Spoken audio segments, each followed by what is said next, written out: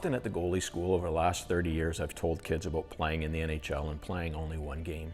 And their first reaction to that is, you must have sucked. You only played one game in the NHL. As a kid growing up in minor hockey, I struggled.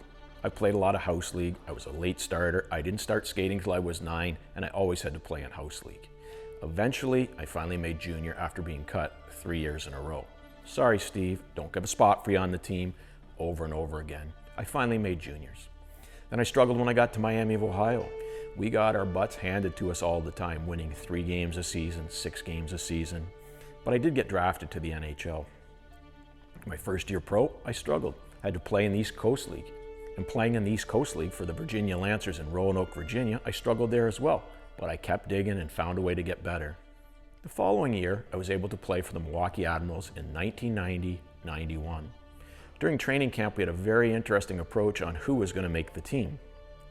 The head coach at the time was Mike Murphy, longtime NHLer, longtime NHL coach, longtime NHL executive.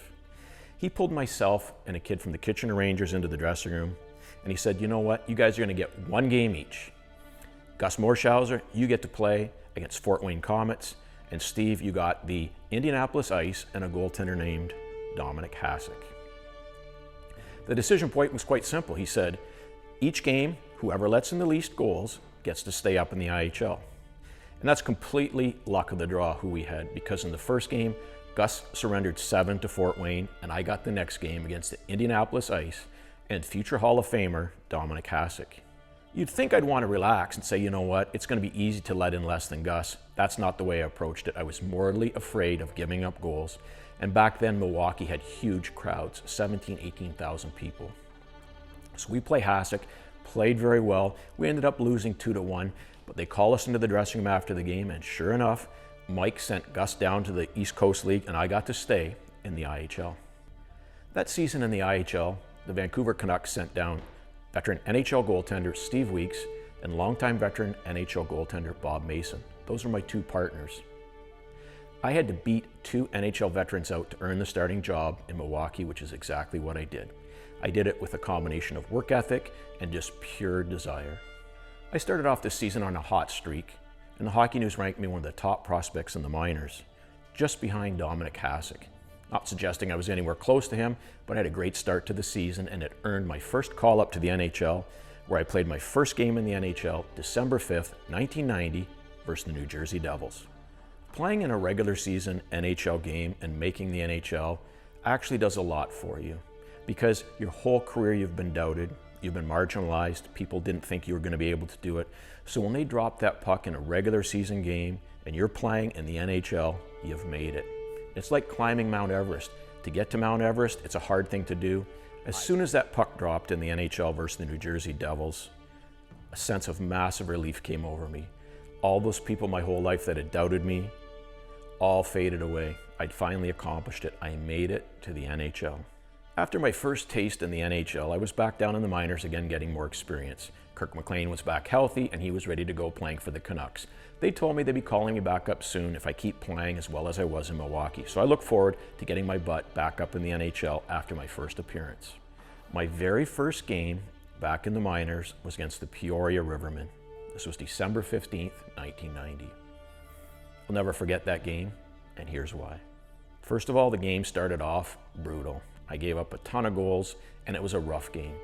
Peoria had a lot of tough guys, and Milwaukee Admirals had a lot of tough guys like Gino Ojic, Mackey, Todd Hawkins, super tough team. So that entire game, up until the 3rd period, was very rough. In the 1st period, there was a fight in front of my net. A guy from Peoria was beating the crap out of one of my teammates named Carl Valamont. The play had left the zone. So I broke up the fight. I went in there. I was a little rough doing it, but I upset the guy from Peoria that I broke up the fight from. He got a penalty, didn't play the rest of the game until the 3rd period. In the 3rd period, he came up to one of my wingers and said, "I'm going to run your blanking goalie." My winger at the time was Pete DeBoer, who coaches in the NHL now. Pete hooked him up with his stick to make sure that he couldn't come and run me. I found out all this stuff later because as this was happening, I was completely unaware. So the play went down to the far end behind Pat Jablonski, who was playing goal with Guy Hebert for the Peoria Rivermen that year. play came towards center ice. Puck was dumped up, hit a stick, and skipped up into the upper deck. I turned, looked over my shoulder, and faced my back towards center ice. The play was whistled dead.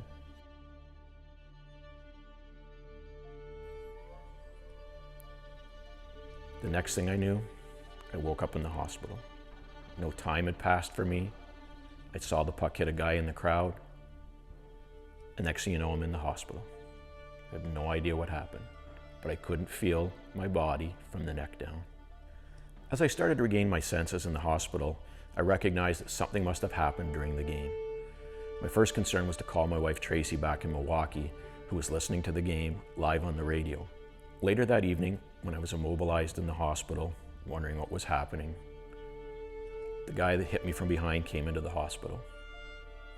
He walked over to me. I could see him in a little mirror that I was looking at in my setup in the hospital bed. And he said, "I meant to hurt you, but I didn't mean to hurt you this bad." And then he walked away.